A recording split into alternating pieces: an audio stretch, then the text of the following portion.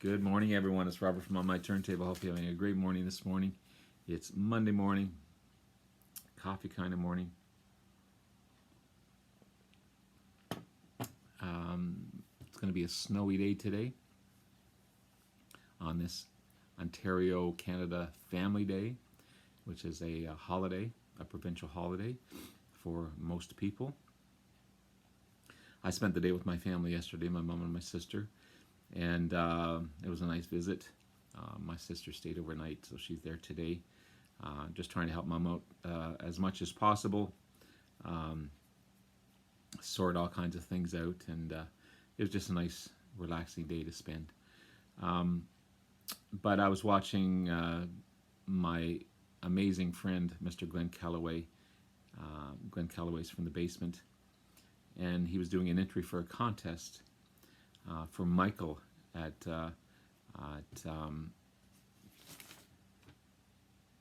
Poetry on Plastic, a new channel to me, a new channel to him as well, and that's where I get most of my ideas is from Glenn Calloway. I piggyback off of Glenn, not that I try and copy him, but he manages to find time to watch all this stuff, and that's where I get a lot of my ideas from. So thank you, Glenn. Thank you for that. But Poetry on Plastic, 5,000 subscribers. That's just a remarkable feat. That's just, I can't believe that. That's just amazing stuff. If I recall, you had mentioned that you've been doing this since about 2016, 2018, somewhere in that area. This is a second reincarnation of the channel, and we've got a great contest going on. 6 questions that are fairly easy questions to answer, fairly easy to dig for, which I like, because some contests you spend more time digging than you do and putting the stuff together than you do actually recording the video. But I'm not complaining. I love my videos. I love doing this. I think it's amazing. It's my therapy. But again, 6 questions. Great contest winnings to go with that as well, and we'll give it a shot. So the first question is, first band you saw live. Well, I saw a bunch of bands from the area. I saw Max Webster and all those great bands, but the first major act I saw was in Toronto, Ontario, Maple Leaf Gardens, the old Maple Leaf Gardens, and it was Van Halen promoting their first album, and what a remarkable concert to see.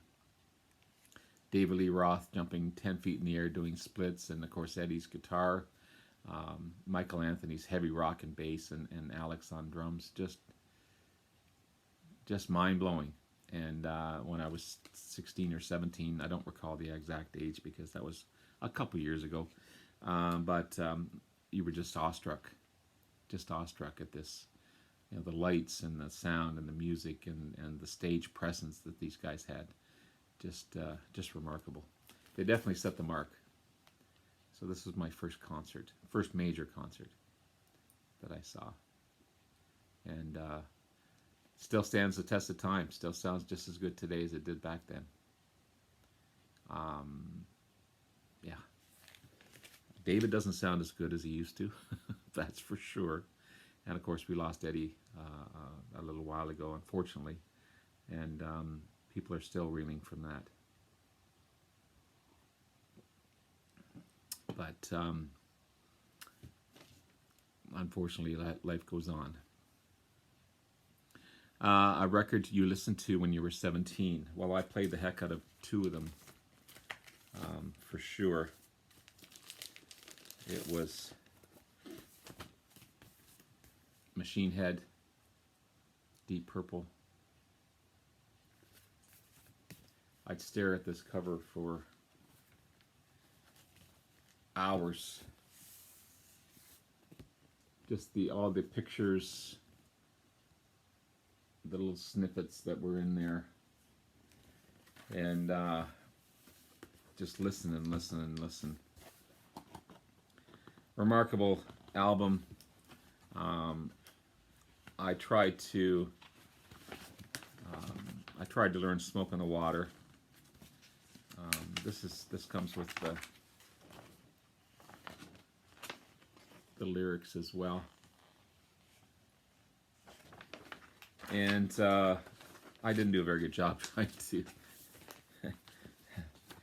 No one could ever get that right. No one could ever play like Ritchie Blackmore. But yeah, and I think everyone hated people going into the record to the guitar shops trying to play "Smoke on the Water." But what a classic album this one is, and it still is my favorite album to date. Right up there with the Beatles. I gotta say, Deep Purple is my favorite band, other than the Beatles, and this is still my favorite album. And it still sounds amazing today. I know every note in this album. This isn't the original one that I had. This is a newer 180 gram version. Sounds amazing, and yeah, it's on Warner Brothers label.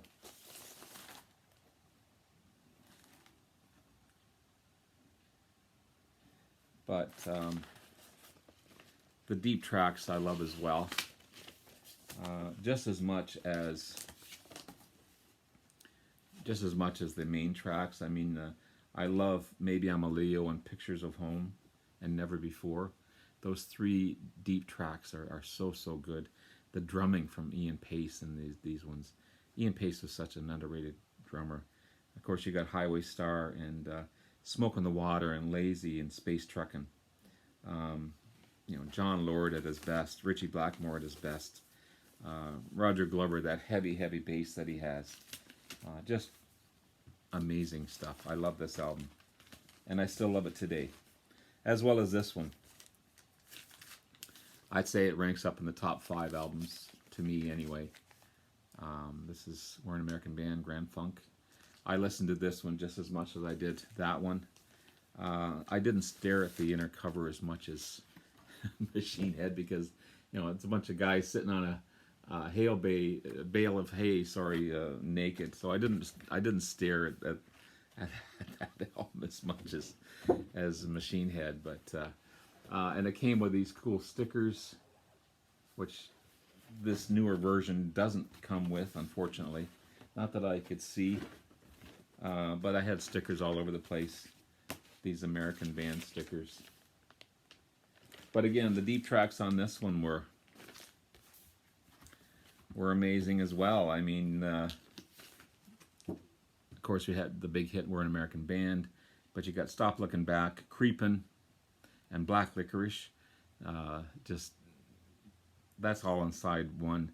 Side 2, "The Railroad," slow bluesy track. "The Railroad," "Ain't Got Nobody," "Walk Like a Man," a heavy track. One of my favorites by the band. And of course, "The Loneliest Rider," which is that eerie, haunting sound, and it paints a cool picture. And these guys were just raw, but they sounded so good. It was one of the, not the first album with Craig Frost on the keyboards, but one of the, he was a newer member of the band, but he brought that extra sound to the band, and that I think it's what they needed.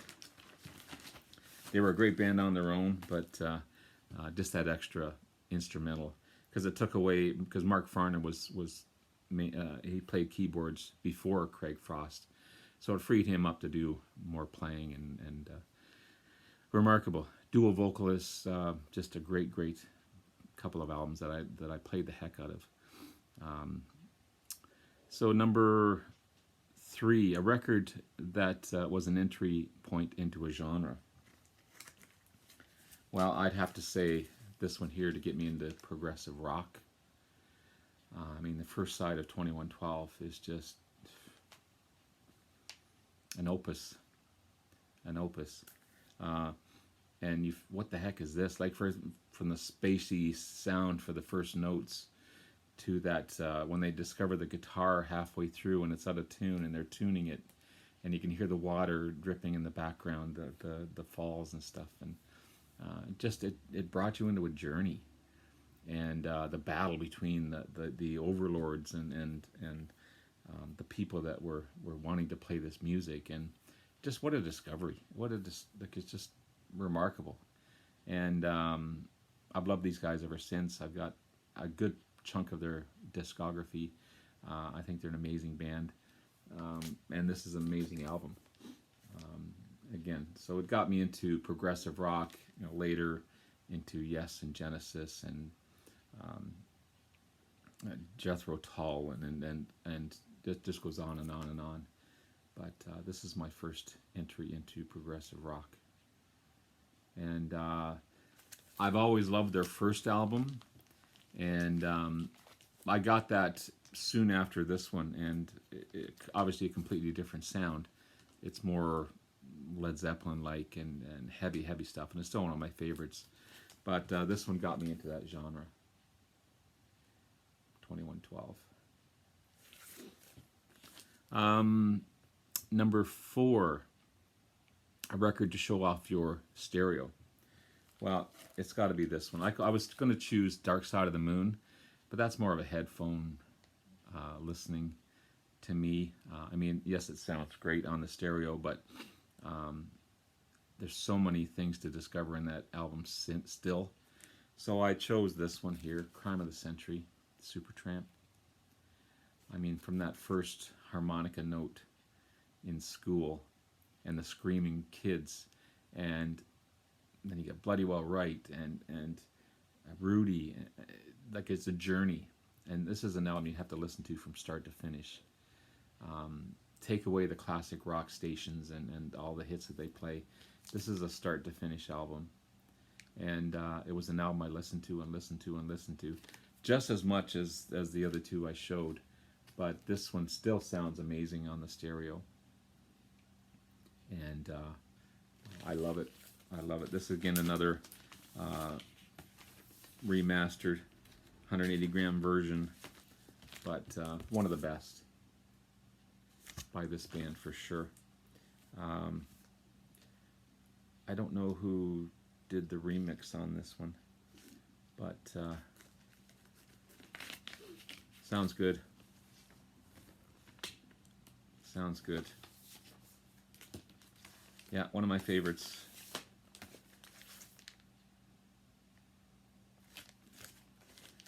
A record that recording mix is isn't the best. He horrible. I don't have any horrible sounding albums.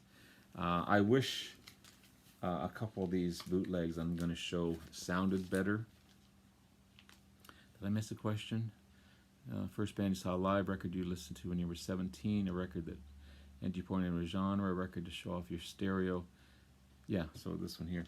So getting back to 2112, this is a live recording in Kiev. It's a bootleg album. And sometimes bootlegs sound awesome, sometimes they sound not so good, and this one doesn't sound that good. It sounds far away, it sounds distant. I wish it sounded better. I'm glad I have the original.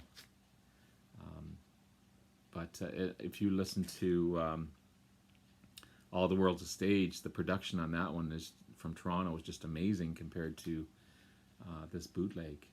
So I guess it just all depends on how it's recorded. But I mean, it still sounds good. It just could have sounded better. As well as this record store day by. I'll take the magazine out here.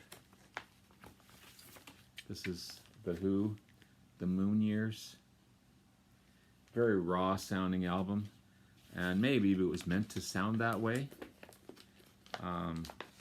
But beautiful baby blue. But you got all the hits. I Can't Explain, Pinball Wizard, My Generation, Won't Get Fooled Again, See Me, Feel Me, Listening to You, Behind Blue Eyes, Substitute, Bob O'Reilly, and Summertime Blues. So some great tracks on this one. Some early amazing Who, but it just has that raw 60s sound to it. And again, maybe that's how it was intended. I find like the Yardbirds sound something like that. Some of the early recordings of the early English bands, especially, just have that raw edge, and I prefer the more polished, not super polished, not perfect, but a little better production. So, but again, I love this album. I really do. It's amazing. It came with a magazine as well, which highlights more. Like there's Mr. Neil Young there, and the backstories on a lot of these bands. There's the Clash, or sorry, the Sex Pistols. I should go through this again. I haven't read this one in a while. Jimmy.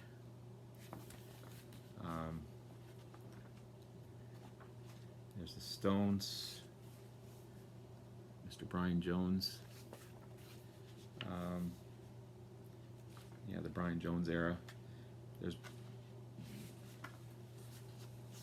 one of my favorites, Deep Purple. So yeah, it's a cool magazine as well. And then of course you talk about the moon probe and the moon years. Oh, sorry, John Entwistle as well. So I'm glad to have this in my collection. I just wish it sounded a little better. But it doesn't sound bad. It could be the fact that it's on colored vinyl too, I'm not sure. But most of the colored vinyl I have sounds good. So again, I can't say that one album sounds really, really bad, that I can't even listen to it. I listened to this one and it sounds good. I wish it was better.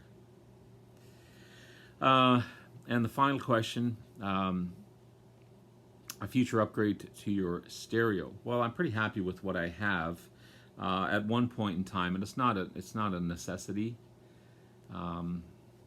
It's a want, I guess. It's not a need, because I've got a Kai AP B20 turntable, and it does a great job. Does everything I want it to do. And I'm running through PSB tower speakers and a Marantz receiver. I've got a Sony Carousel 5 CD player. I've got a preamp to go along with the turntable. So at one point in time, again, it's definitely in the future. It's not immediate need, unless this one breaks down. I'd like to upgrade my turntable to what, I'm not sure, but again, it's down the road. It's not a need. Maybe if I get a big bonus at work or something, I'll consider doing that. But I'm happy with what it's doing. Again, if it starts to break down, then I'll consider it. But everything seems to be gelling. Everything seems to be working great. So, and I've got a smaller place, so I don't need a huge sound. I like quality over quantity anyway. I don't crank my stuff. I just like to listen to it and pleasurably mid-range. So I don't sit too far away from the speakers either. I wish I had more room to place them, but I'm full of albums and CDs, and this is definitely my record, television, home theater area, and everything's jammed into one spot. So if I had more room, I'd spread my speakers out, but I don't have the room to do so. Unless I put my TV on the wall and did something that way. But anyway, that's down the road. So I know this has taken a little longer perhaps, but a lot to talk about in just these 6 little questions.